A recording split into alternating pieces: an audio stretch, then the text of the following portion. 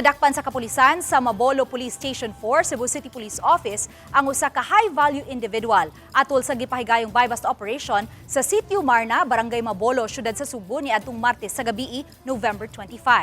Giila ang dinakpan nga usa ka alias Lando, 31 anyos, walay trabaho, nagpuyo sa Sitio Banica, Barangay Kiot, Cebu City ug usa ka high-value individual.